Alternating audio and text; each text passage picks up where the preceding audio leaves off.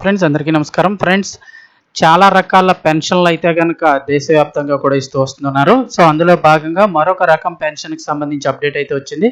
ఆ పెన్షన్ వీళ్ళకి ఇచ్చే పెన్షన్ అంతా కూడా పెంచాలని అయితే ఆలోచిస్తుంది ప్రభుత్వం.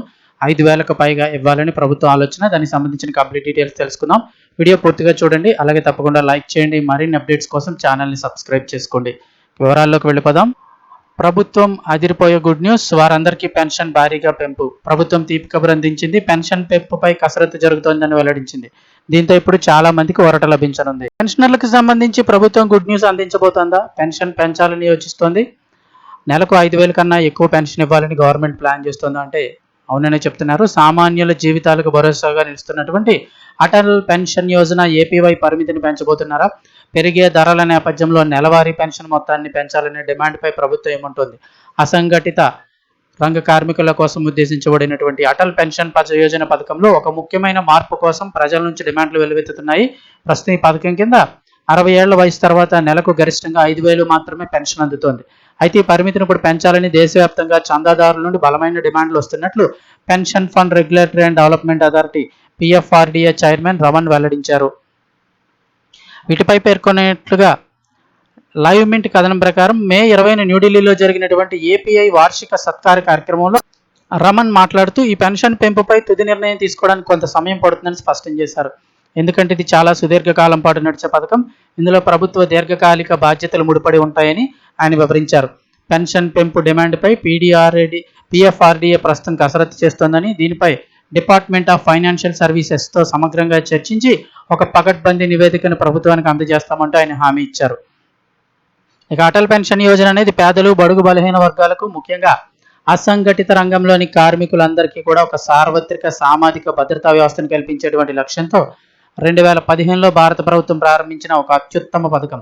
ఈ పథకానికి నేషనల్ పెన్షన్ సిస్టమ్ NPS ఆధ్వర్యంలో PFRDA అడ్మినిస్ట్రేటివ్ బాధ్యతలను అయితే నిర్వహిస్తోంది.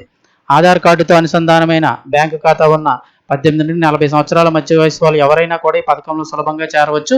అయితే ఆదాయ పన్ను చెల్లించే వారికి ఈ పథకం వర్తించదు. ఈ పథకం కింద వయస్సు అలాగే చెల్లించే ప్రీమియం ఆధారంగా 60 ఏళ్లు నిండిన తర్వాత ప్రతి నెల 1,000, 2,000, 3,000, 4,000 లేదా అత్యధికంగా 5,000 వరకు పెన్షన్ గ్యారంటీగా వస్తుంది. ఈ పెన్షన్ ప్రయోజనం పొందాలంటే కనీసం 20 ఏళ్ల పాటు చందా చెల్లించడం తప్పనిసరి.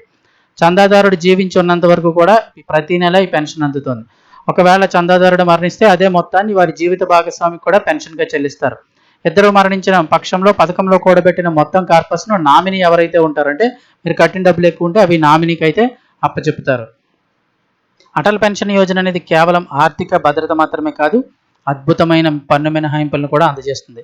ఆదాయ పన్ను చట్టంలోని 1961 సెక్షన్లోని 80CCD కింద వ్యక్తులు చెల్లించే ప్రీమియంలపై గరిష్టంగా 1,50,000 వరకు పన్ను మినహాయింపు పొందొచ్చు. అదనంగా సెక్షన్ 80CCD1B కింద ఏపీవై కంట్రిబ్యూషన్ కోసం మరో 50,000 మినహాయింపు కూడా అందుబాటులో ఉంది.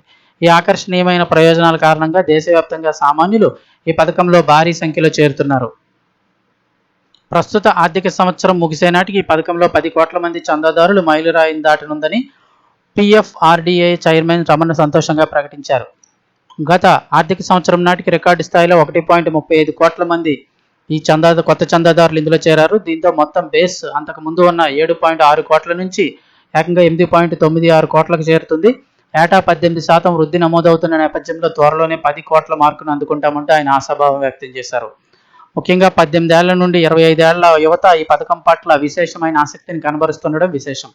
దీర్ఘకాలిక ఆర్థిక భద్రత, భవిష్యత్ అవసరాల గురించి యువతలో అవగాహన పెరిగిందనడానికి ఇది ఒక స్పష్టమైన నిదర్శనమని రమణ అభిప్రాయపడ్డారు. మరోవైపు PFRDA గణాంకాల ప్రకారం నేషనల్ పెన్షన్ సిస్టమ్ NPS చందాదారుల సంఖ్య కూడా ఈ ఏడాది 22% కంటే ఎక్కువగా పెరిగింది. FY26 నాటికి మొత్తం NPS సబ్స్క్రైబర్లు 2.17 కోట్లకు చేరగా మొత్తం పెట్టుబడి ఫండ్ అక్షరాల 15.95 లక్షల కోట్లకు చేరుకోవడం సామాన్యులకి పథకాలపై ఉన్న బలమైన నమ్మకాన్ని రుజువు చేస్తోందంటున్నారు. సో ఏది ఏమైనప్పటికీ అటల్ పెన్షన్ యోజనలో జాయిన్ అయిన వాళ్ళు ఎవరికైనా కూడా ఇప్పుడు 5,000 కంటే ఎక్కువ ఇవ్వాలని ప్రభుత్వం అయితే ఆలోచిస్తోంది. అది ఎంత ఇస్తారు ఏంటని త్వరలోనే తెలియనుంది.